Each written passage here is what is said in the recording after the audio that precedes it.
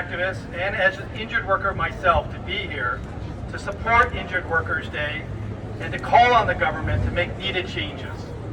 When I was 19, I was in an accident. I lost half my hearing. My claim was denied. When I went to work at WSIB, I have repetitive strain injuries with a permanent condition. My claim was denied. I know your pain. I feel your pain. I want to change the organization from the inside. Can't do that. We have to stand together. We have to fight united to change the system, to change the organization, to get justice. Yes! For over 30 years, I've worked at the WSIB. I was hired by then the Workers' Compensation Board. It will always be workers' comp to me. I remember when I first started my new job, my father, who was a union activist himself, asked me if there were like quotas. What do you guys do there? Well, I had just started my training, and I was able to tell him, and back then it was 6 months of training, unlike what it is today, much less. I started my training and I was able to tell him that we were taught to find ways to get entitlement, to give the workers the benefit of the doubt, get them access to the medical care and the return to work services they needed, not to look to deny claims. The workers' comp I was hired at 30 years ago needs sweeping reforms. They need to fairly recognize the historic compromise. The organization and the government have to remember that workers gave up the right to sue in exchange for no-fault entitlement, for coverage, for as long as the disability lasts. It is inexcusable for my co-workers to be held back from doing the kind of job that they are capable of because of the provincial government's indifference to creating a fair compensation system through legislative amendments. I'm a firm believer that it is important, no, it is imperative for the government and for the WSIB to listen to those who know where the problems exist and fix them. They need to listen to the workers of the WSIB and the injured workers that have experienced the system. Injured workers have made their opposition to the KPMG report well known.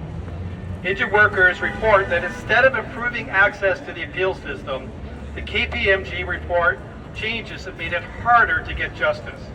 We need leadership of the WSIB to hear these concerns and act on the advice from the workers they are here to serve. I want WSIB to work with the group that best represents injured workers, the Ontario Network of Injured Workers.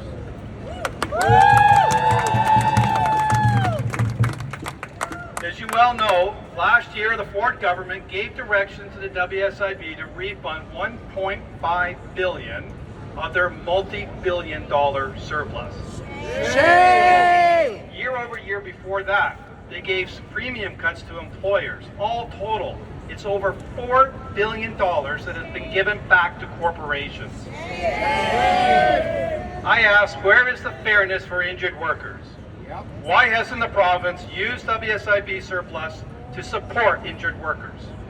It's a shame that over 1.5 million workers in Ontario are not part of the safety net.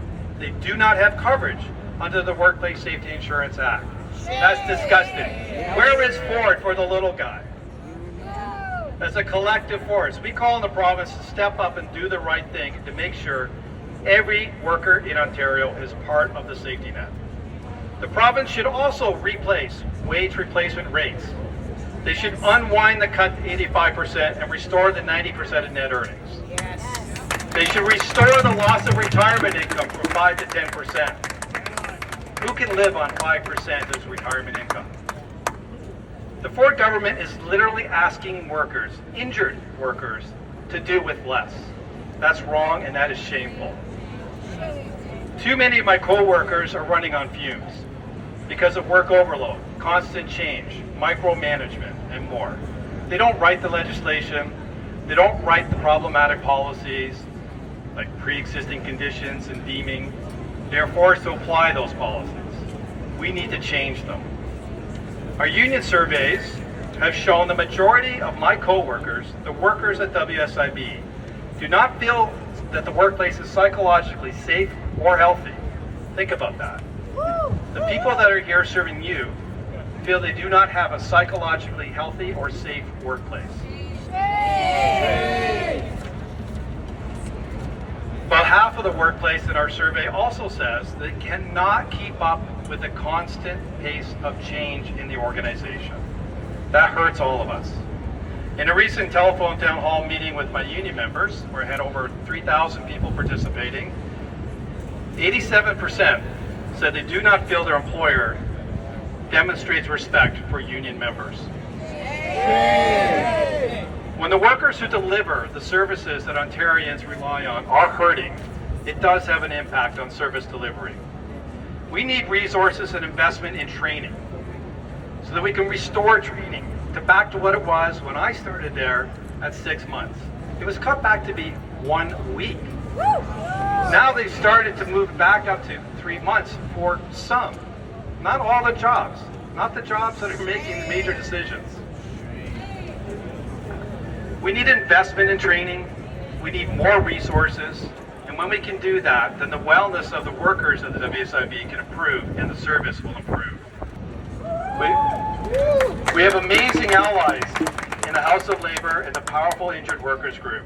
As an injured worker myself, I am proud to stand with you, and I thank you from the bottom of my heart for your activism. We will never give up. Our fight is not done. Thank you.